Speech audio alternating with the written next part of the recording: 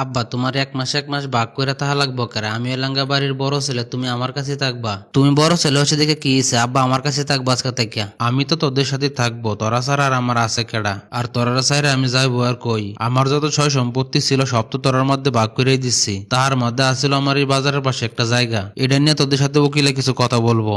আপনারা তো জানেন আপনার বাবার জমি নিয়ে একটা মামলা চলতেছে, সেই মামলার রায় হয়েছে আজকে, কিন্তু সেই জমিটা আপনার বাবার আর নাই। কি বলেন উকিল সাহেব, এই মামলাটা তো আমাদের জেতার কথা ছিল। এটা কোনো কাজ হলো? এত টাকার জমির হাতছাড়া হয়ে গেল।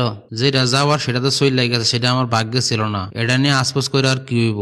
এখন তো আমার থাকতে হইব তোদের মধ্যেই। এখন তোরাই বল কার কাছে আগে থাকবো।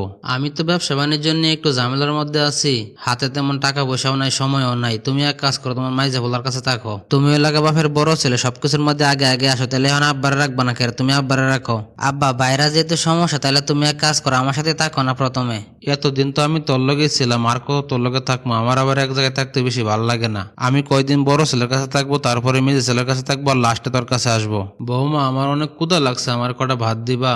আব্বা তুমি না একটু আগে খাইলা, তোমার এত ক্ষুধা লাগে কেরে? তোমার যদি এতই খাইতে মন চায় একটু পরে পরে তাহলে রান্না করে খাও। তোমার বৌমারা ডাইকো না, তোমার বৌমার শরীর খারাপ। আর আব্বা শোনো, তোমার আর একটা কথা বলে, তুমি কিন্তু দুদিন পরে বাড়িতে চলে যাবে তোমার মেজো ছেলের কাছে। তোমার কারণে বাড়িতে কোনো মেহমান আসতে পারে না, আসলেও ভালো করে জায়গা দিতে পারি না। তাছাড়া আমার ছেলেটা বড় আছে, তারও তো একটা রুম লাগে। তোমার কারণে আমার অনেক সমস্যা হইতাছে। কি ব্যাপার আব্বা, তুমি আমার বাড়িতে এলা কি মনে করে? কে, তোর বড় ভাইয়ের কাছে তো এক মাস আসছিলাম, আমি অন্তত তোর কাছে থাকবো। আব্বা তুমি তো জানোই আমার কোনো ইনকাম নাই, আমি বেশি একটা লোক পালতে পারবো না। তুমি এক কাজ করো, বড় ভাইয়ের কাছে চলে যাও, তা না হলে তোমার ছোট ছেলের কাছে যাও। আমি তোমার রাখতে পারবো না আমার বাড়িতে। আব্বা তুমি হঠাৎ করে চলে এলা, তুমি না দুই ভাইয়ের বাড়িতে 2 মাস থাকার পরে আমার বাড়িতে আসবা? তোমার কি কোনো সমস্যা হয়েছে নাকি? সবকিছু কি ঠিকঠাক আছে নাকি?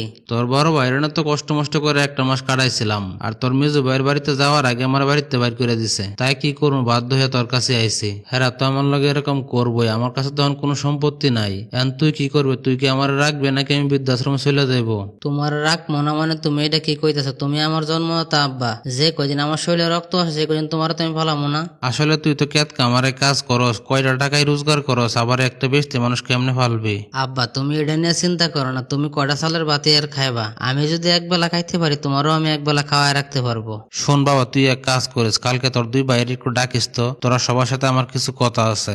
আজকে তোরা সবাই একসাথে ডাকছি একটা বিশেষ কারণে। উকিল সাহেব আপনি বলেন। আসলে সেদিনকে আমি আপনাদের সাথে মিথ্যা কথা বলছিলাম। সেদিনকার মামলার রায়টা আপনার বাবাই পাইছিল, আর সেই জমিটা বর্তমানে আপনার বাবার নামে আছে। তাহলে তো উকিল সাহেব সেই জমির মালিক তো হন আমরাই। তাহলে সেই জমির বর্তমানে মূল্য কত আছে?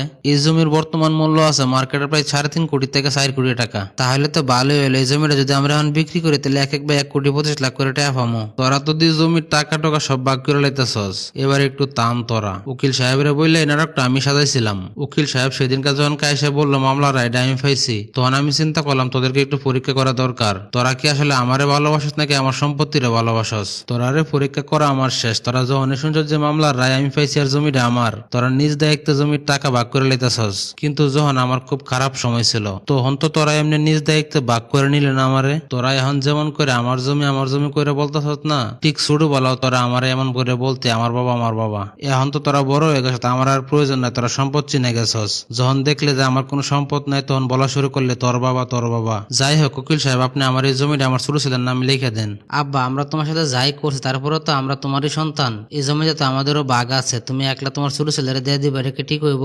আমার সম্পদ নাই জানার পর আমার ছোট ছেলে আমার ফালাইতেন নাই। ও আমার এত আদর করে রাখছে, এত যত্ন করে রাখছে, আর তোরা তো আমার মানুষের কাতারে রাখস নাই। যে সন্তান সম্পত্তি লোভ না করে বাবা মায়ের পাশে থাকে, সেই সন্তানই একমাত্র সম্পত্তি পাওয়ার অধিকার রাখে। তোরা তো আমি আরো সম্পত্তি দিচ্ছি, কিন্তু আমি চিন্তা করছি এই সম্পত্তিটা শুধু আমার ছোট ছেলেকে দিব।